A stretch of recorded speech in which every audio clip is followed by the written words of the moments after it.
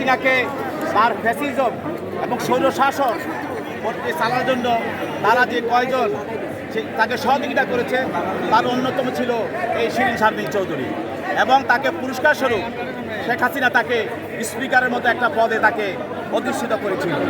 এবং যেই জুলাই আন্দোলনের সময় যে আন্দোলনটা হয়েছিল সেই আন্দোলনে যে হত্যা এবং যে গুলি চালার ঘটনা ঘটেছে এবং পুড়িয়ে মারার যে ঘটনাগুলো ঘটেছে এবং ছাত্র জনতাকে যেভাবে গুমের নামে তাদেরকে পুড়িয়ে মারা হয়েছে, এইসব ঘটনার সঙ্গে যারা ষড়যন্ত্রকারী এবং যারা পরিকল্পনাকারী তাদের একজন ছিল এই শিরিন শারমিন চৌধুরী।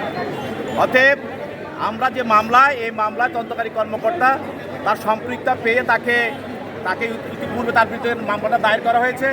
সে এজাহার নামী আসামি, তাকে গ্রেপ্তার করা হয়েছে।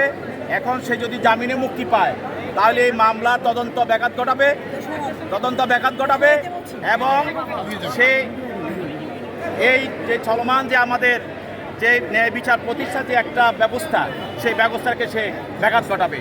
এই জন্য তাকে অন্তরীণ রাখা হোক।